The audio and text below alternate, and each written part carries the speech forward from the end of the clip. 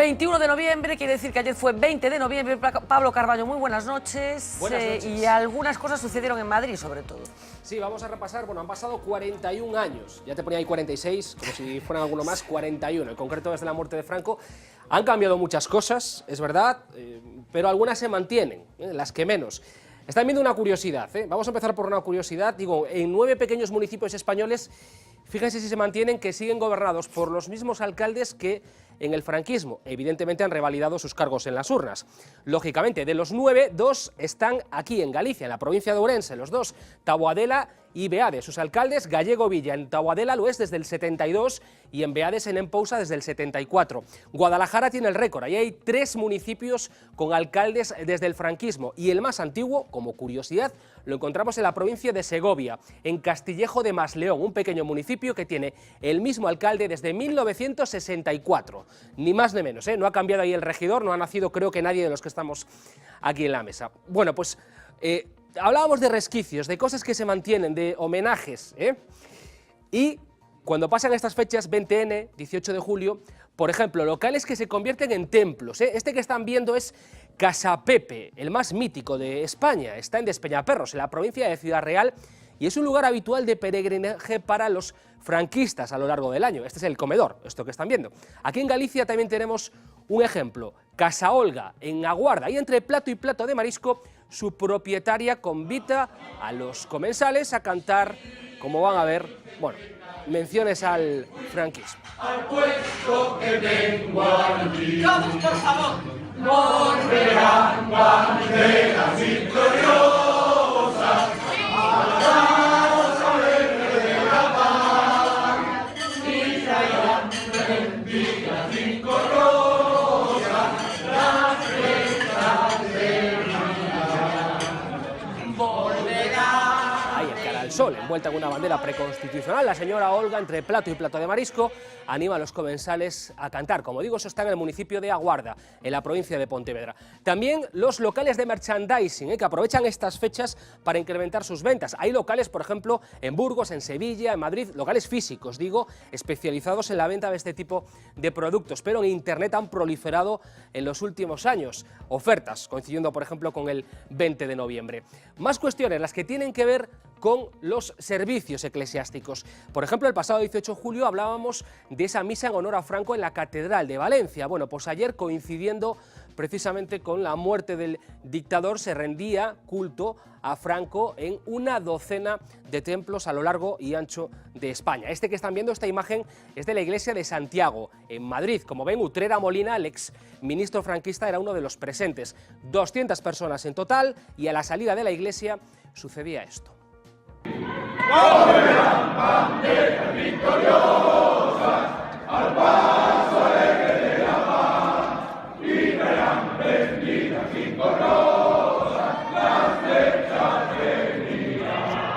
Volverá reina primavera, que por cielos viernes se espera. Bueno, ya se imaginan cómo sigue. Esa es la puerta de la iglesia de Santiago, donde se hacía una de esas homilías en honor a Franco, y luego hablamos de las manifestaciones, de las movilizaciones. La más numerosa, de nuevo, la de la Plaza de Oriente, en Madrid.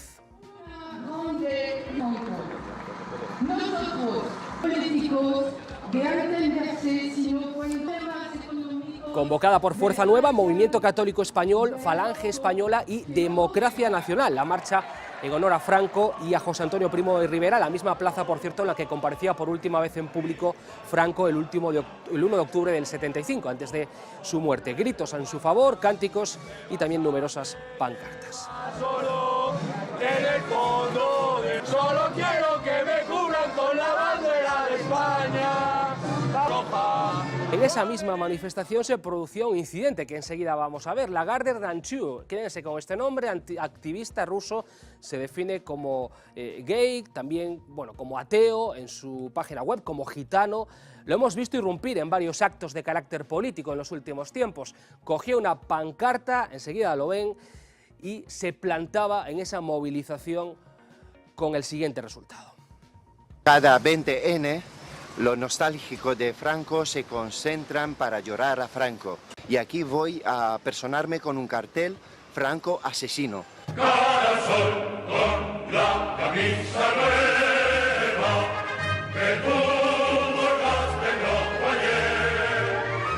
Me hallará la muerte si me lleva.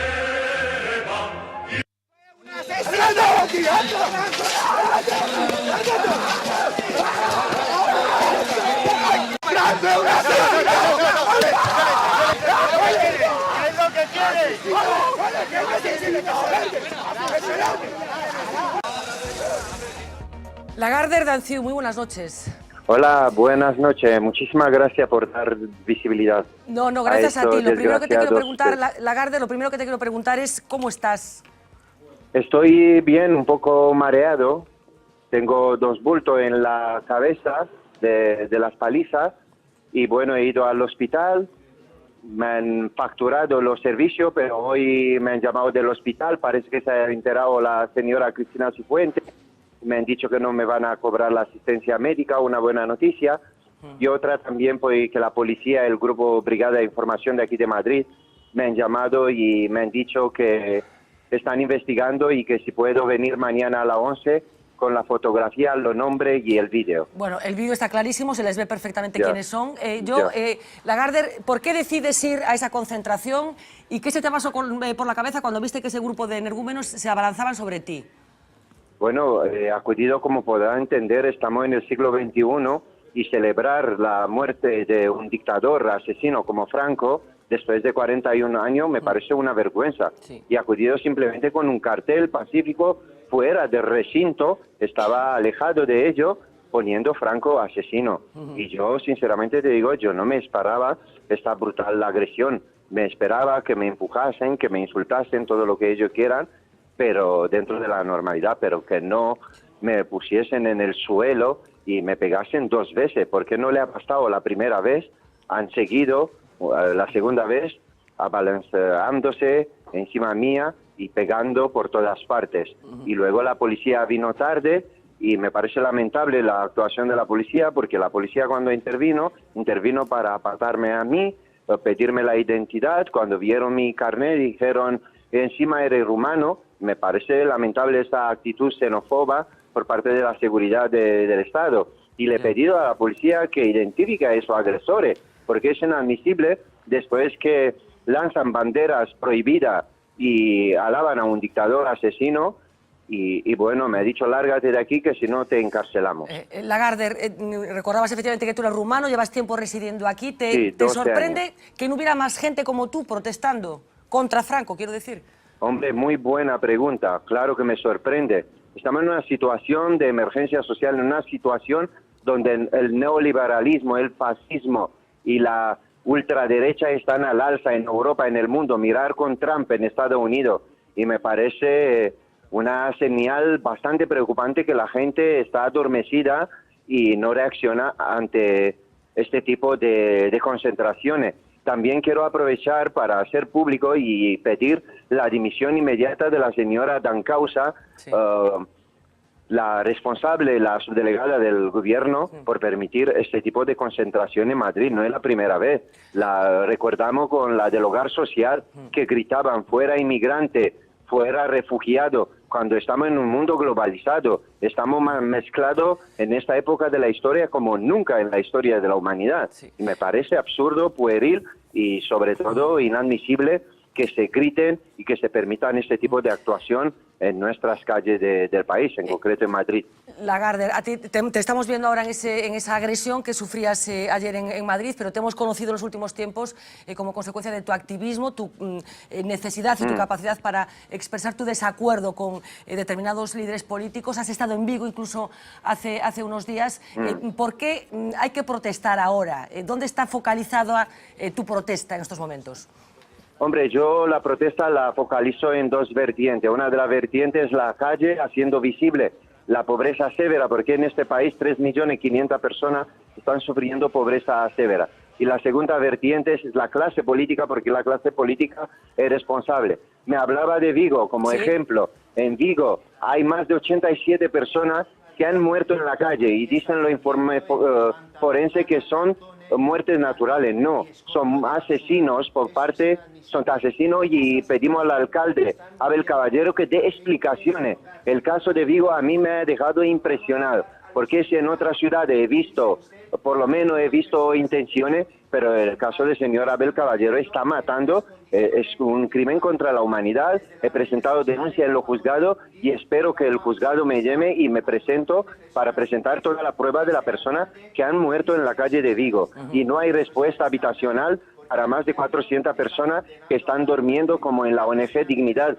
que ha puesto allí en un pedero unas camas una manta para que duerma la gente, porque en Vigo hace muchísimo frío y me parece inadmisible. Y eso lo hago con todos, con Manuela Carmena, con Ada Colau, con Chiqui de Cádiz, con todos los responsables, porque los políticos nunca se acuerdan de los grupos más marginales. Y yo creo que es la hora de atender y de dar soluciones a los colectivos más castigados por esta crisis económica, una crisis estafa, porque hemos visto que las grandes multinacionales, los bancos, salen ganando, y sobre todo escandaloso me parece el caso de Vigo, porque el ayuntamiento tiene superávit, salió con 15 millones de superávit, porque hablé con el responsable de Marea y me dieron datos, y lo más grave, que vende los pisos de protección oficial y social para sacar beneficio al ayuntamiento, cuando hay tantísima gente desahuciada y tanta gente en la calle. Esta vivienda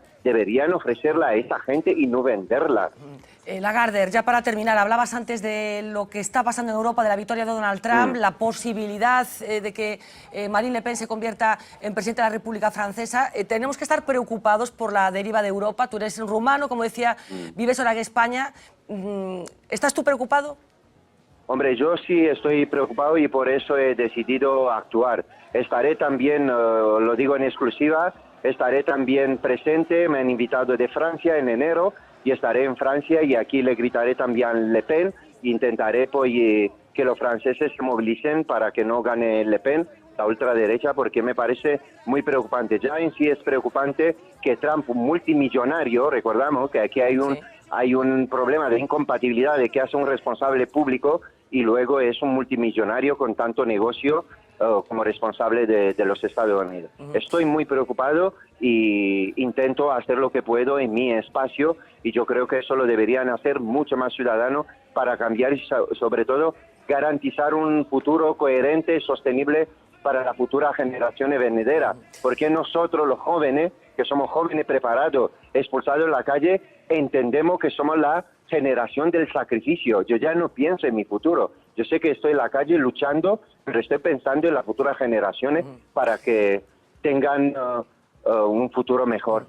Lagarde, muchísimas gracias por atendernos. Estaremos pendientes de tus protestas, esa capacidad que tienes para poner el ojo en los sitios en los que están sucediendo cosas graves. Gracias y un abrazo desde Galicia. A vosotros y un abrazo muy grande a Galicia también. Hasta luego.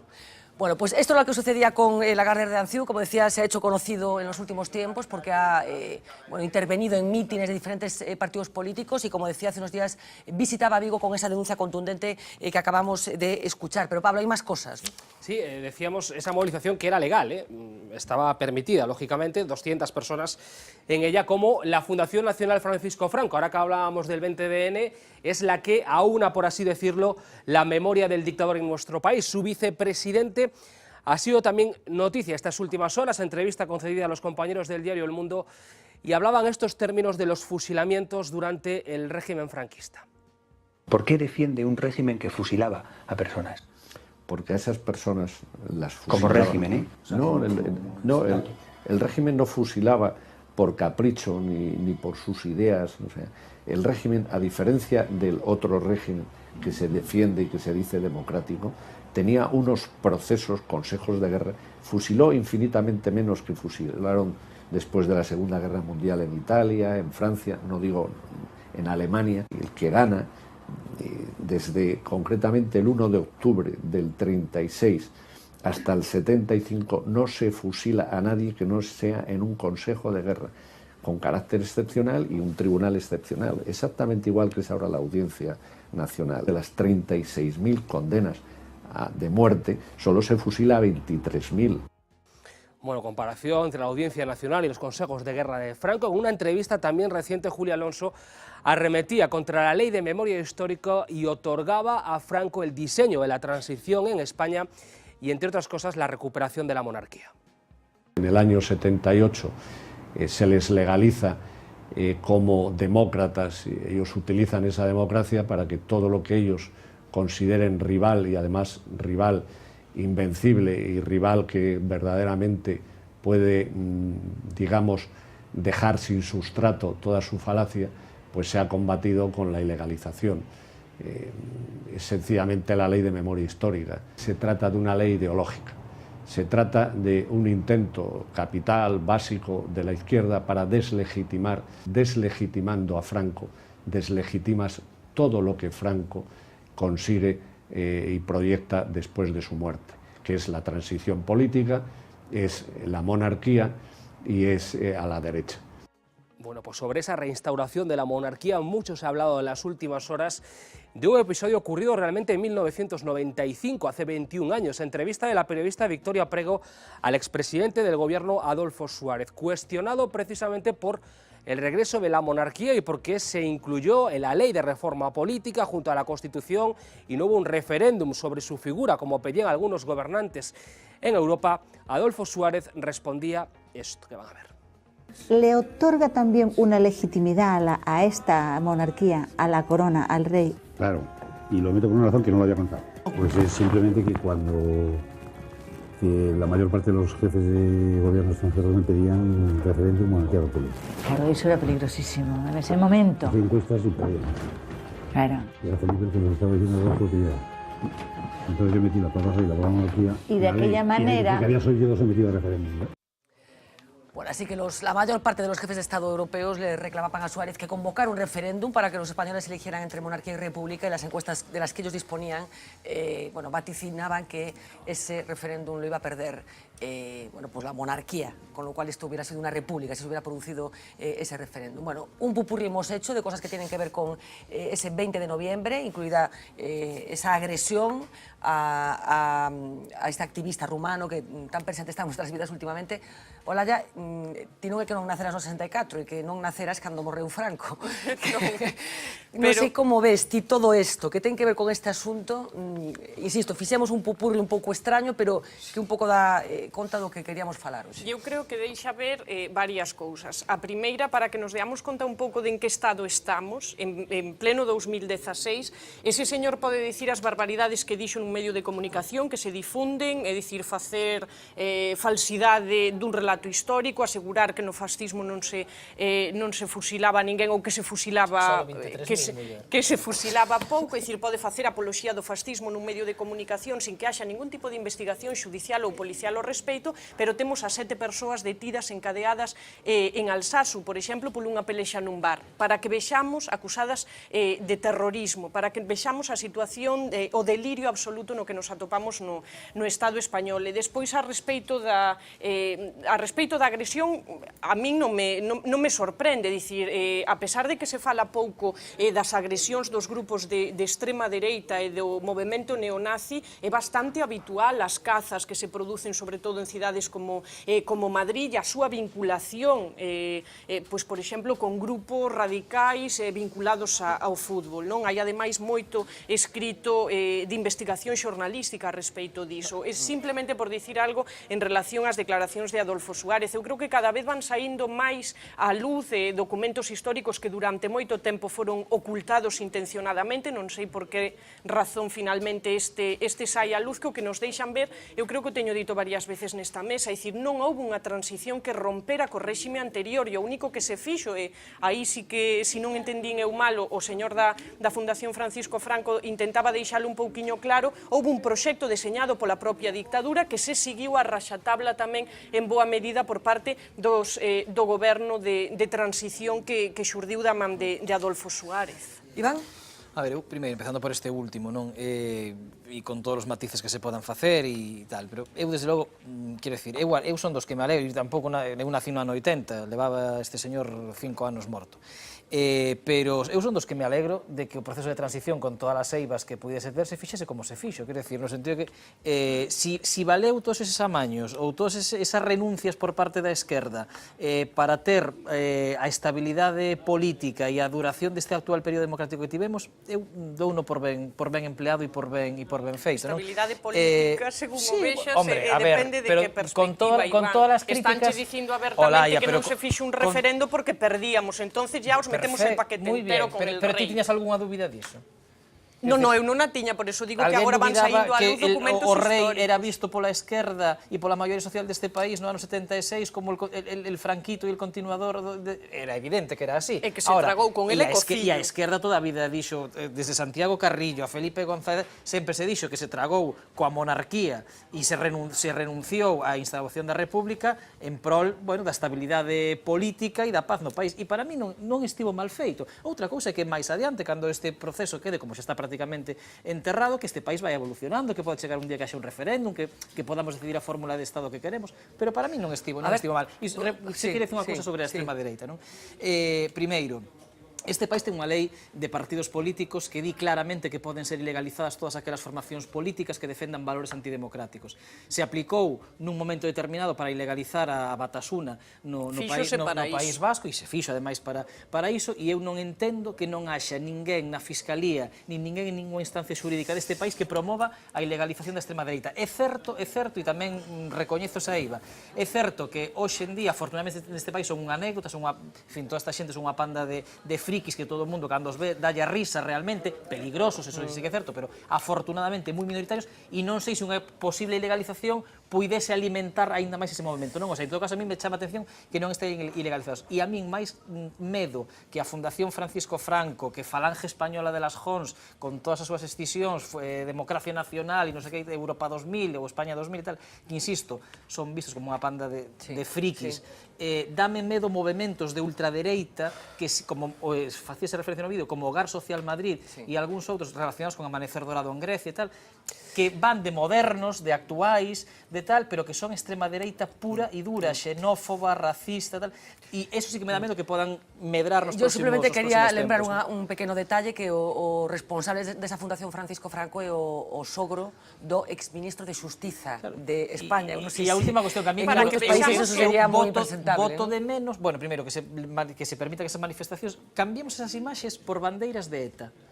Que estaríamos pensando se en vez da imaxe coa águila estivesen xente defendendo a ETA, porque ao final se están defendendo a un réxime asasino, dictador... Pensémolo con esvásticas nazis. Nos cortaríamos remato. Sorpréndeme que a estas alturas nin o ministro do Interior nin o director xeral da Garda Civil, os anteriores xa non, porque afortunadamente están cesados, pero os novos que a día de hoxe non haxa unha soa declaración pública condenando isto. Pouco tempo xa para ir rematando. Veña, Gonzalo, despois rematamos con Luca.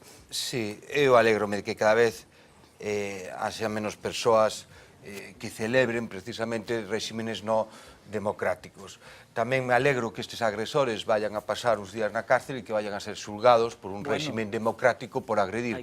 Hai que ver. Por ahora o único que se foi coa policía foi o agredido. Bueno, a propia policía chamouno precisamente para identificar a esas persoas. E por que non foi a identificar a outros? E alégrome tamén de que aquelas persoas que agreden a outras nun bar pola noite por cuestións políticas que tamén pasen uns días no calabozo. E se despois se demostra que encima non son eso uns días, ben eres motivado, consciente de que se está aplicando unha lei de excepción. Ben motivado por unha cuestión de odio, por unha cuestión política, o sea, que foron agredidos única e exclusivamente por razóns políticas, pois que pasen moito tempo na cárcere. Da mesma forma que con estes tamén me alegrarei. O que está dicindo Laia é que hai un apriorismo no caso de Alsasua porque considerar que son terroristas teñen menos dereitos, digamos, procesuales que se non o foran. A mí o de Alsasua parece ben que se faga así, o que non entendo que non se lles faga a estes. A lei antiterrorista permite, por exemplo, que o aillamento sexa de máis horas. Pero tamén hai leyes antiodio que tamén van a permitir que estas persoas se les juzgue e sea agravante este tipo de agresión. Porque nuestro Código Penal, bueno, primero, parece mentira que lo digas tú, que fuiste de un partido que firmó el pacto antiterrorista. Efectivamente, pero... Primero, porque no son terroristas. Gonzalo, O sea, pero- esta gente podrá Gonzalo, provocar que- todo el rechazo a que discrepancia queramos. que eu teño non é Podrán que os hacer alsacianos todos los non sexan fascistas, terroristas, pero que creo ahora que no lo creo son. que estes son terroristas, No, mira, porque mira. son seguidores e fan apología dun réxime de terror. No, Eso é terrorismo. pero no es lo mismo. Y confundir una cosa con la otra no lo es. Mira, yo por estar muy en contra tamén de moitos movimentos radicais, de moitos movimentos que celebran xenocidios, exterminios ou certo tipo de Pero ti revolucións. crees que o réxime Agora, franquista, non o comparo, Gonzalo, o non réxime franquista comparo- foi un réxime terrorista, non, sí ou non? non? Claro que foi un réxime terrorista. Claro que foi Pois un entón están réxime facendo que asesinou. apoloxía do terrorismo. Non, pero non é o mesmo, e non o comparedes. E comparalo é preso que é precisamente un gran erro. Non é o mesmo un movimento terrorista como tivemos aquí, que estivo causando mortes hasta agora mesmo, e que hubo unha lei que precisamente intentou evitar eso, intentar eliminar eso, que cuestións primeiro, Pero como se pode, non, bueno, non, pero Pero vamos que- a entrar no debate de Alsace. no, es que estamos a ver, diciendo esa lei para eliminar isto. Decir que son non é, terroristas que sea por ter rexeitable, unha que lesión teña que va. ser xulgado como crimen de odio, como unha agresión de odio, que teña que ter toda a carga penal e todo o castigo penal posible e encima con agravantes, precisamente porque o que hai detrás desto unha agresión por cuestións ideolóxicas, perfecto. Agora, non cuestionemos unha lei que precisamente serviu para frear Que todo non, ese Gonzalo, que eu non a entramado cuestiono, que había ao estou redor pedindo do que se lle terrorismo, aplique a estes. que provocaba que precisamente aquí non poidera haber persoas que Quedou concurrían claro, nas venga, eleccións que a ver, pasaban Luca iso. Chao. Oye. Bueno, a min pareceme que todos os anos, o 20 de novembro, vemos un exemplo de como o Estado sigue sen garantir dereitos fundamentais como son a xustiza e a reparación no Estado. Porque é unha situación totalmente anómala nunha democracia que se gabe de verdadeiramente democrática e sólida, que saian persoas á rúa a celebrar un réxime fascista, e hai que insistir en isto, fascista, porque que o linguaxe nunca é neutral.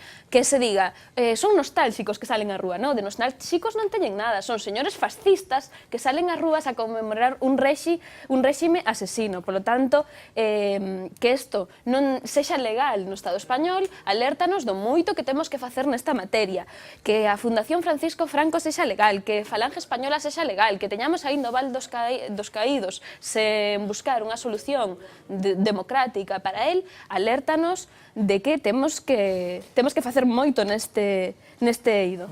Bueno, pues 20 de noviembre ayer, con esta serie de cosas que sucedieron. Estamos a punto de acabar, es decir, a punto de ver ese documental de Entre Paradas, pero antes les dejo con Lois Balado. Genial, como siempre, inspiradísimo hoy, tratando de buscar emojis para ponerle a los políticos que hoy forman parte de la actualidad. We come to the thrilling final episode of our radio drama. Old Pete Melding.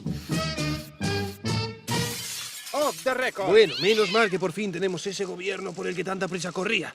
Gracias a que Mariano Rajoy vuelva a ser presidente normal y no en funciones, podemos verlo volviendo al lugar donde empezó todo o casi todo, con el mismo auricular, el mismo cable enrollado que provocó la conocida como Gran Catástrofe de febrero del 2013. Adelantarles a usted. Porque ya es difícil que se te descoordine la oreja y la mano exactamente al mismo tiempo. Sin embargo, ahora está de lo más sobrado. El mejor lugar del mundo, en cuanto a nivel de casi todo, es ese en el que vivimos usted y yo. Aunque también es verdad que, a juzgar por la cara de ambos, enterar se debe de estar enterando más o menos de lo mismo que en 2013. Bueno, gracias a que ya tenemos por fin gobierno, los ministros ya están por ahí haciendo sus cosas de ministros. Cospedal, por ejemplo, que se quejarán ustedes del gasto militar el 12 de octubre. Pero es que hacer las cosas cutres con un megáfono cutre da un resultado cutre.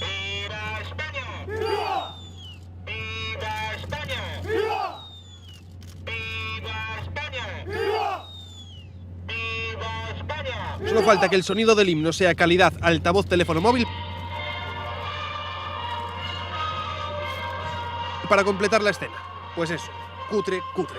Menos mal que los interiores de esos barcos ya están más trabajados. Incluso un poco lujosos, diríamos, que parece el saloncito de Vito Corleone.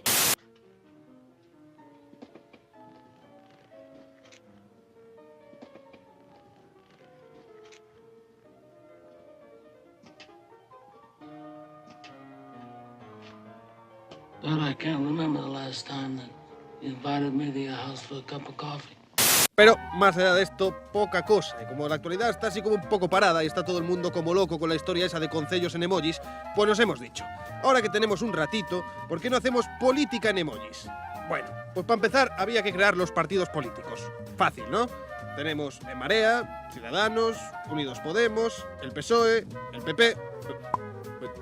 Esto, el PP, bueno, a ver, no hay una gaviota o un albatros o un ave por ahí. Esto igual es un poco excesivo. Vamos a dejarlo en esto, ¿vale? Ahí, azul. Luego tenemos también a nombres propios de la política. Mariano Rajoy, Pedro Sánchez, José Manuel Beiras, Íñigo Errejón, Toni Cantó. Lo pillan, ¿no? Cine, UPyD, Ciudadanos y quién sabe. Tenemos también a Pepe Blanco, Pablo Iglesias, o si tenemos un poco más de mala leche, Pablo Iglesias, que por cierto, no es normal, porque este emoji es Pablo Iglesias. Es igual, esa forma de andar así encorvado, que vamos, que si el de las cajetillas denuncia, el líder de Podemos también podría. Y luego, ahora ya que tenemos partidos y tenemos también políticos, el siguiente paso es titular en lenguaje emoji. Por ejemplo, este sería el titular para Susana Díaz se impone en el Comité Federal del PSOE. Está este otro titular de primera, bueno, no hace falta tampoco mucha explicación. Esta otra, es obvio, ¿no? Mariano Rajoy comparece en rueda de prensa en un plasma, y sin preguntas. O esta otra, sin duda nuestra favorita. Es el vecino el que elige al alcalde y es el alcalde el que quiere que sean los vecinos el alcalde. Perfecto, ¿no? Y es que esto, señoras y señores, es el periodismo del futuro.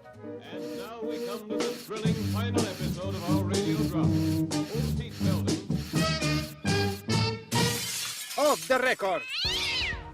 Bueno, va a ser lo último, hacer los titulares con emojis, en fin. Muchísimas gracias a los cuatro, de verdad, por acompañarnos esta noche. Les dejo, insisto una vez más, con ese documental, Entre Paradas. Les recomiendo vivamente que lo vean. Seguro que van a acabar tan emocionados como acabamos nosotros. Hasta mañana y hasta entonces sean felices.